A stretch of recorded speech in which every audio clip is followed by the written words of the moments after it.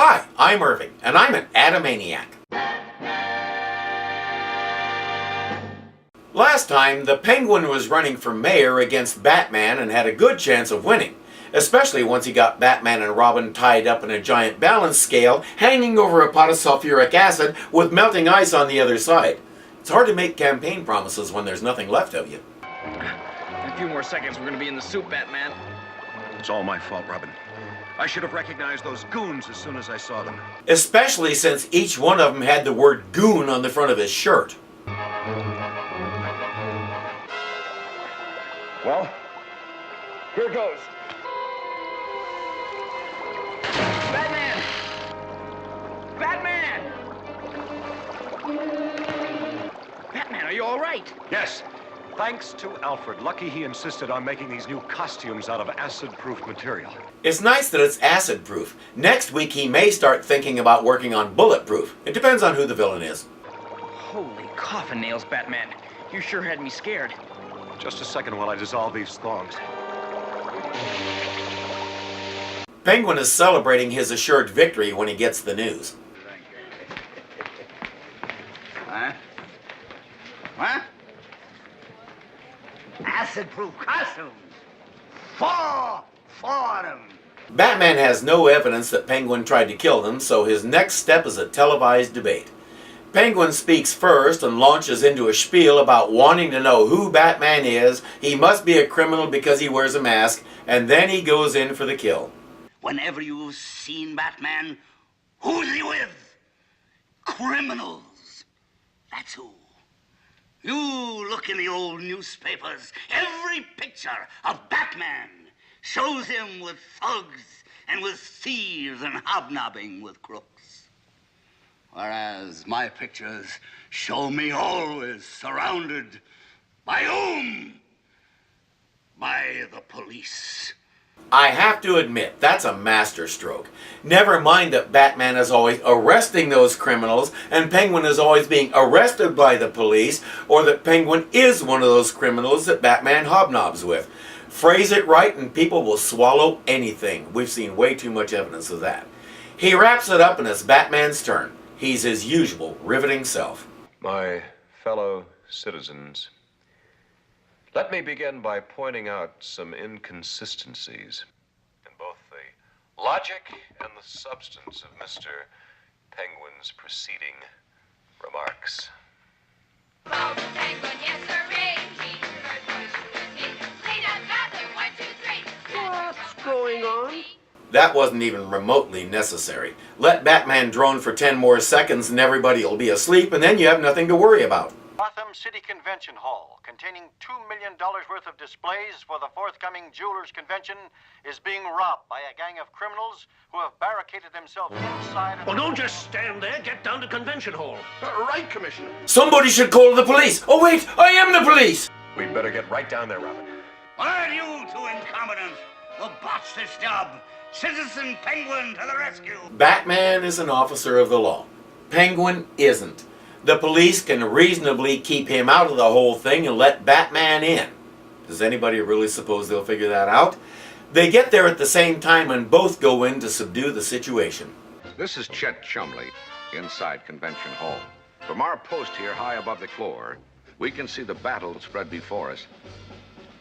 And Batman, Robin, and the Penguin are struggling furiously with the thugs who are attempting to make off with over $1 million in jewels. Yes, he is actually going to keep score.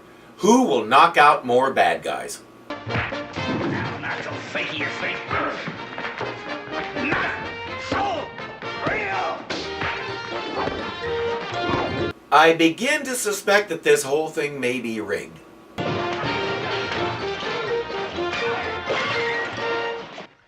Well, that's all for Robin. Just leaves the two candidates. Explain to me one more time why we bring Robin along. These news guys actually have a man down there on the floor in the middle of it. Thank you, Chet.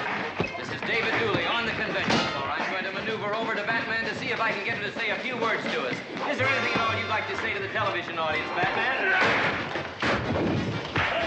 Why, yes, I would like to say a few words. Of course.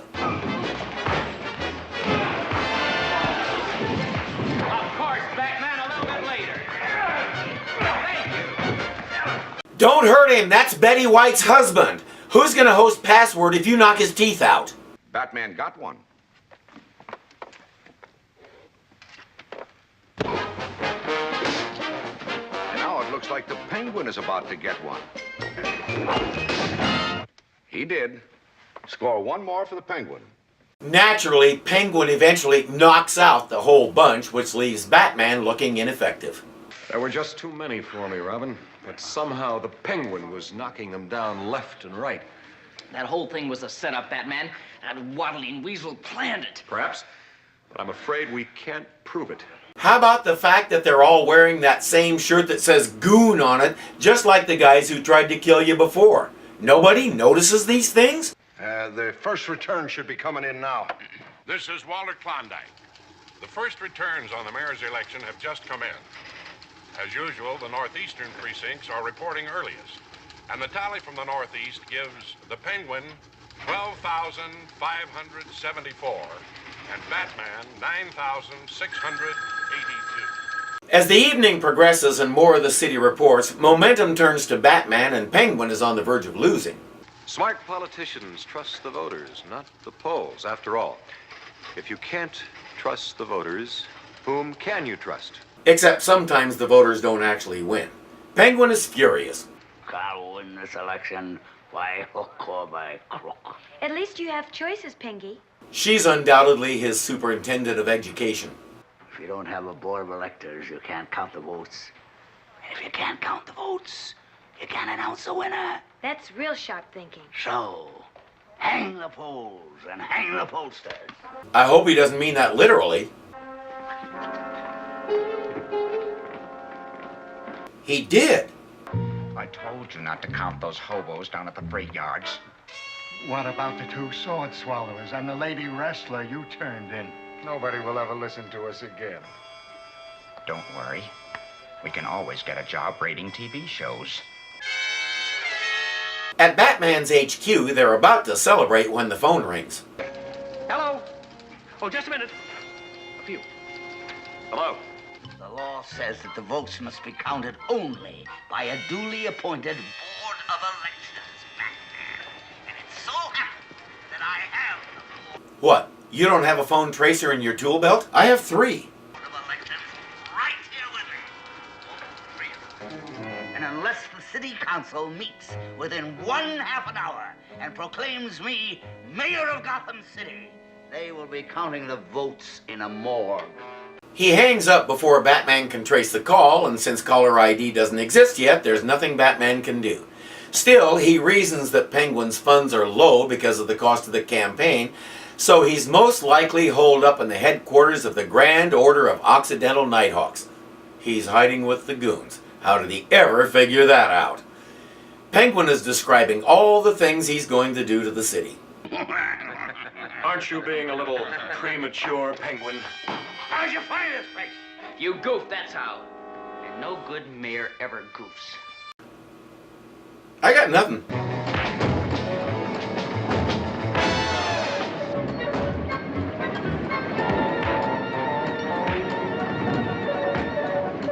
I thought you bought the machine to turn out your campaign literature, Pengy. Look what it's turning out now. One by one, they send the goons through the machine to be bailed up. Remember, I'm a candidate for the mayor of Gotham City. Not anymore, you're not. Now you're an admitted kidnapper. Now you lay hands on me, and I'll have the voters have to. Keep your distance. Keep your distance, I say.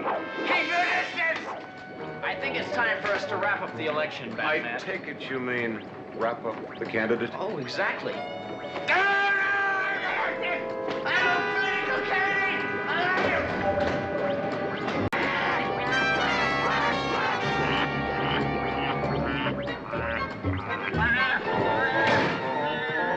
At least he managed to keep his hat and cigarette holder. Gotta watch the important things. It turns out the board had already counted the votes before he kidnapped them, and Batman kicked his butt. But there's good news for Penguin's political career. Don't worry. You'll have another chance soon. The Convicts Committee for Clean Prison Government is having an election next week. You should arrive just in time to run for chairman. How does Batman know all these things? Why does Batman know all these things?